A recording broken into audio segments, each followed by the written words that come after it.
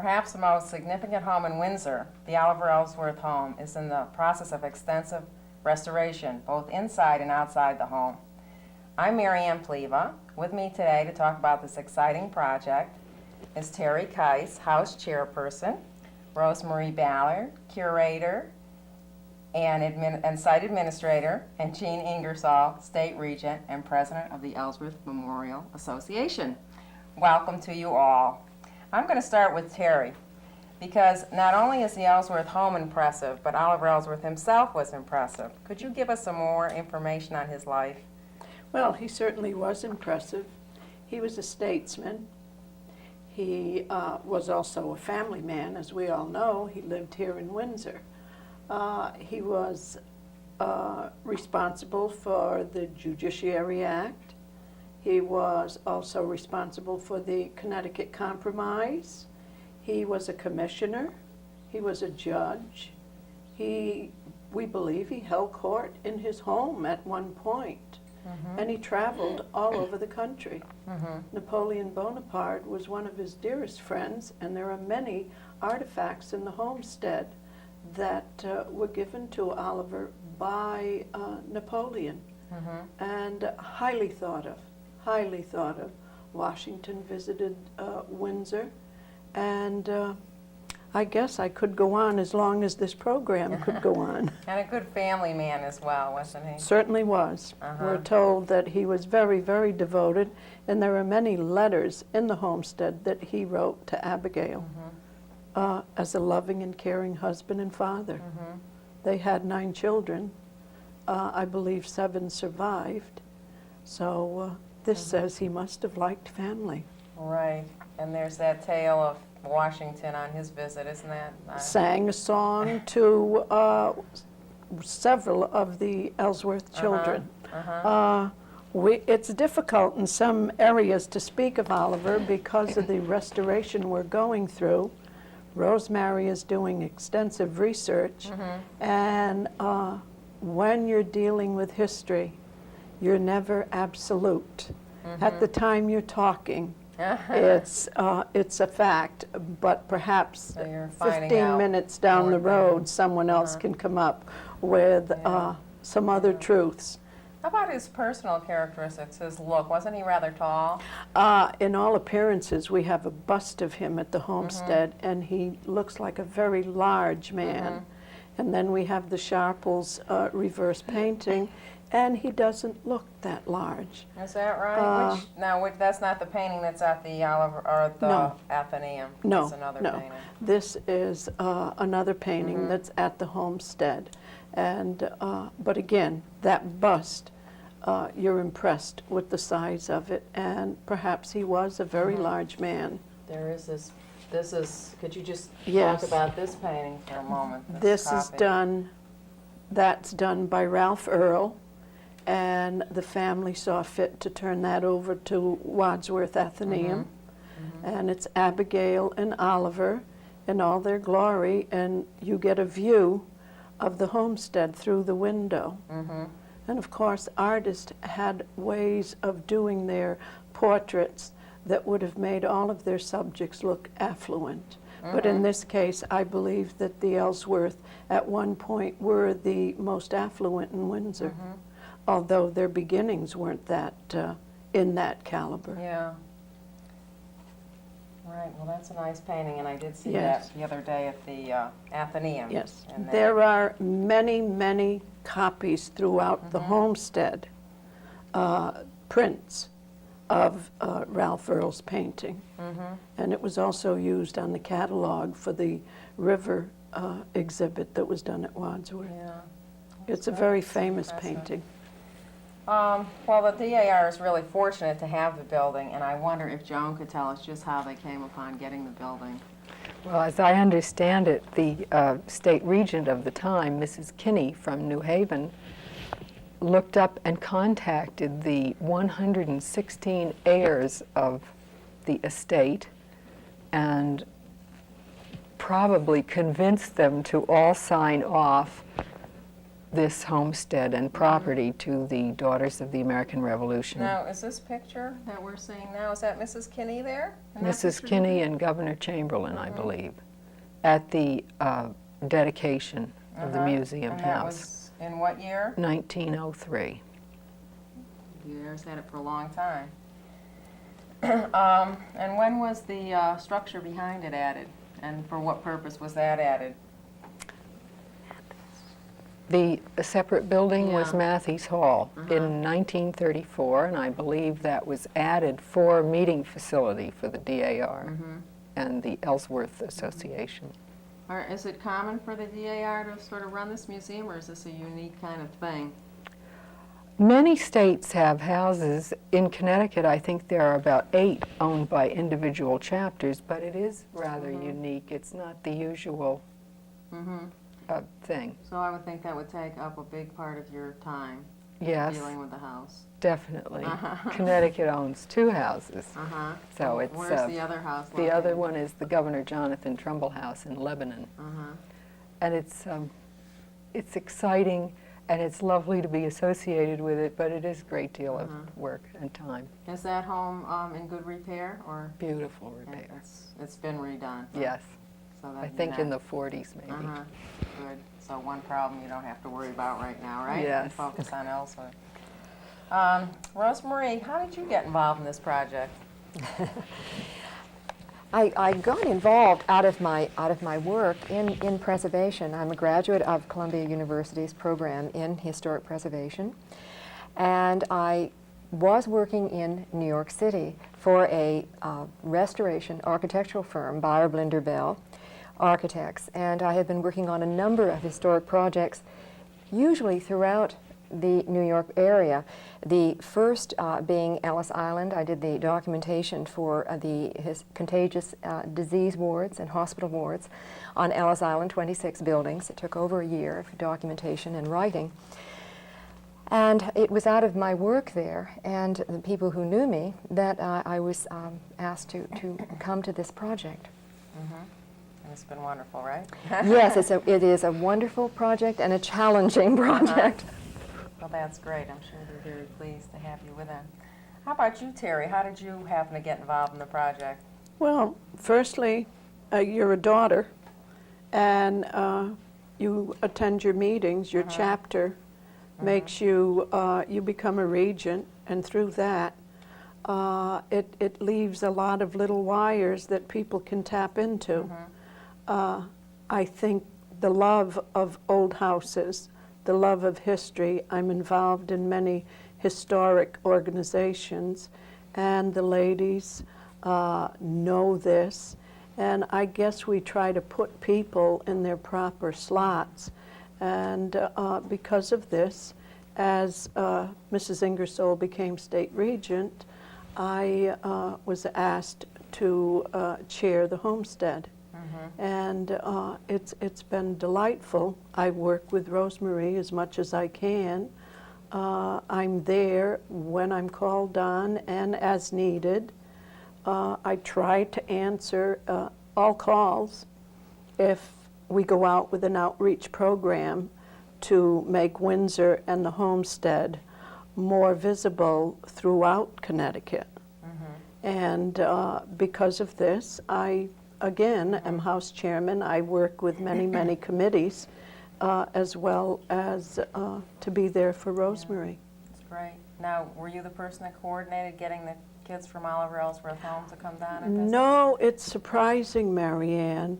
The schools, we always get calls for school groups to come through. Rosemarie got this call, and when I ever arrived there on Monday morning in the rain and saw the street all blocked off, I believe it's Mactown Road, and I said to Rosemarie, I said, whatever's wrong? And she said, I don't know. Well, we didn't know that we were going to have 600 children coming down that street in the rain. You didn't know that they were going to walk. You thought No. they would be bused. And That's of course, the state Secretary of State was there. It was delightful, and they're great. really I'm to sure be those kids commended. will remember that day for a long time. Well, I'm sure they will, and we will also.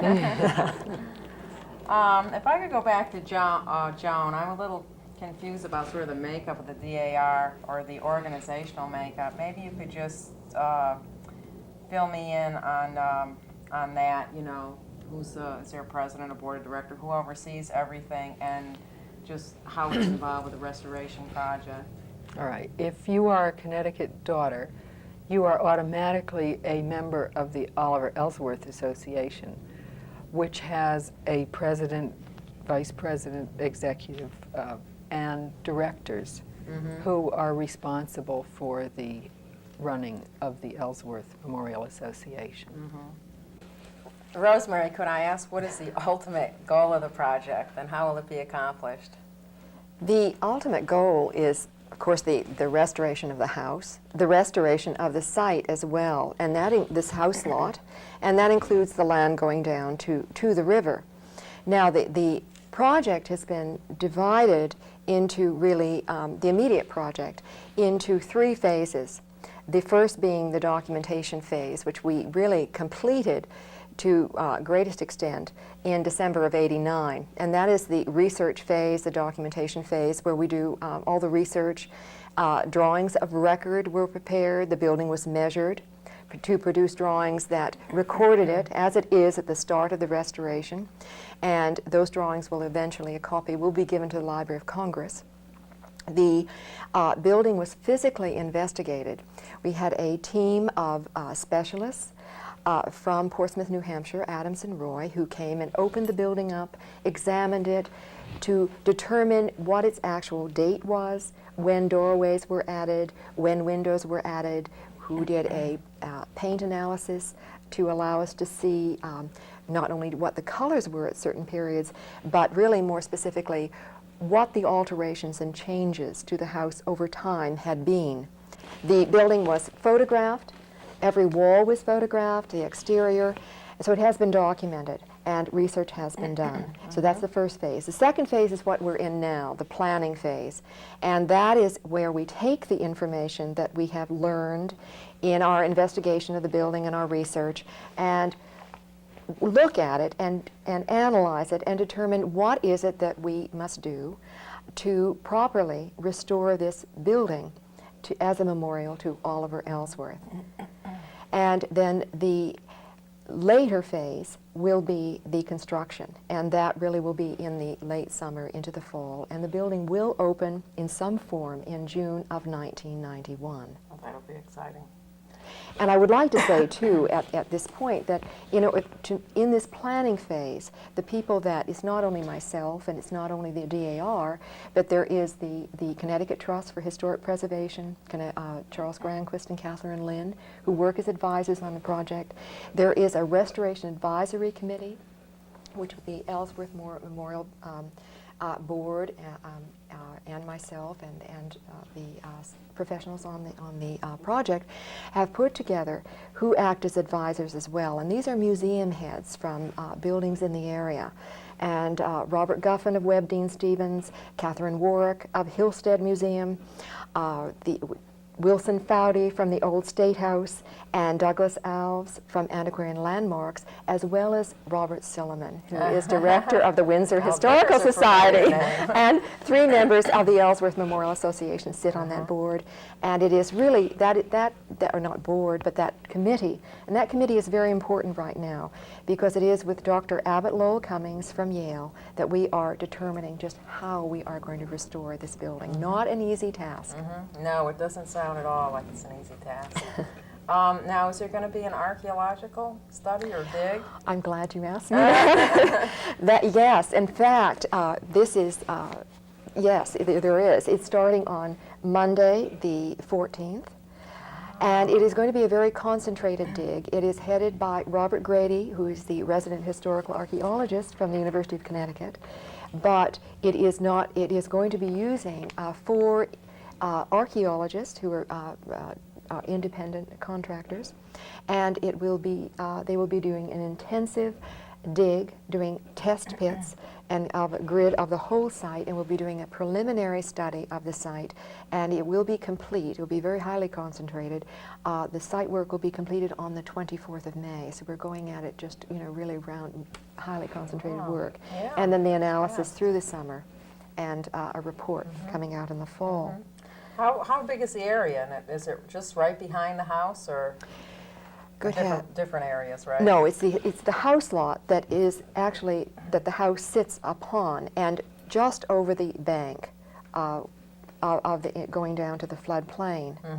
Now there is the possibility of 3 other house sites on that site, one perhaps being a possible 1640 site on the northwest corner, which would be an extraordinary find. But we're also looking mostly, for me and for us who are working on the project, we're really looking for secondary buildings, garden sites. Where are the middens? What does this tell us about what was used inside the house, what was thrown out as garbage? Well, you'll be finding lots of surprises, right? Probably. But have you found any surprises to date? Many surprises. There always are stories, and wonderful stories connected with any historic building. And one of them has been that the house was the birthplace of Oliver Ellsworth. He having been born there in 1745. We, in examining the building, know that the building was constructed in 1781 to 82. And it is then a post-revolutionary structure. We've also found, as Terry had said, that he held court in the house. We know that from researching a collection of papers that is in private collection that are held by a descendant of Oliver Ellsworth. We always thought that the kitchen addition, in which there is a wonderful old kitchen and cooking fireplace, was Abigail's kitchen. It had been called that for years. And we now know that was constructed in 1825 by Oliver's son, Martin, for his wife, Sophia. So it is Sophia's kitchen. Interesting, yes. Yes. I read that Donna Simitowski is somehow involved. Could you explain her involvement? Donna is very much involved in the project. She's doing a very extensive research of really the descendants of the 116 heirs who transferred or gave the property to the Connecticut DAR in 1903. It is a really an enormous task, and she is tracing them back, a genealogical study, contacting many of them, so that we actually have a list of people, and that we can then contact them by letter to see if they have any papers, anything that can help us understand this building to the greater extent, and help us in our work and help us in the future with what we put back into the building. That's quite a contribution as far as Donna. It is a contribution. I think we should talk about funding. And we'll go over to Joan, because it sounds like I see dollar signs with everything that's mentioned. What is the cost of the project? Oh, it's all estimates, I believe. And if you are just considering the house restoration, I imagine at least $500,000.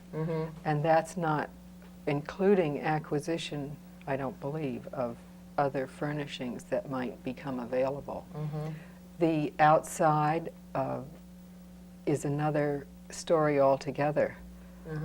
But it's obvious that we must raise more funds and not just complete the project, but ensure that it will be maintained in the future. Kind of For like the set up use- some kind of an An endowment. endowment, yes, for the future use of the. To this point, where has the funding come from?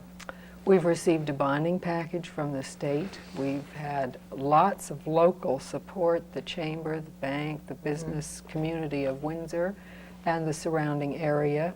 The DAR has done a terrific job, as much as they're able, in supporting. I think I can honestly say all of our elected board members have contributed very generously, both monetarily and with time. We're trying some fundraising things. Let's see, have I missed something? Well, I was going to Little ask. Dibs and dabs. Anything is acceptable. Are you looking for volunteers as well? Absolutely. Everything, huh? You won't turn Everything. anything away? Right. And they can find you by calling the They Ellsworth could call the Homestead? homestead, and And Rosemary they is could find looking out for more information, volunteers. Or they absolutely. could just write out a check and send it to the Oliver Ellsworth Home. And you are open one day a month too, correct? Yes, we are. And at the last Wednesday of every month, and we've wanted to open the building and the site and the work that's going on there to the community. And I really welcome and encourage people to come on the last Wednesday of every month and just Okay. come in and talk and look at the work that's being done. Okay. It'd be Well, wonderful. I hope a lot of people will turn out. Yes. While we're talking about funding, I know that you received a good donation from the Chamber of Commerce last year. Yes. Specifically, what was that used for? It was very generous. Last year, the chamber gave us almost $16,000, and it was the second year actually that they had given monies to this project. And last year, the monies paid for the drawings of record completely, and a good portion of the physical investigation, which was really an enormous contribution to us and to the work that we were doing at the time. Great. Well, now that it's listed on the National Register, and I think that's new, isn't it? Yes. Yes. Will that mean that you'll be able to get lower income loans, or, I mean, how will that help you? I don't think we're even considering that. We prefer to raise the funds and not get involved in that area. Yeah. Okay. Well, and we know how you're going to promote it, and have you made friends with the press yet, so they'll be out there? Somebody was out there when the kids were out there. That's right. Yes, they were indeed. I think that was through the school and Jeffrey Squiet, who really put that together at the school, at the Ellsworth School. Good, good. Well, that's all the questions I have. Does anyone have any questions for me, or any other comments on the home, on the Ellsworth home?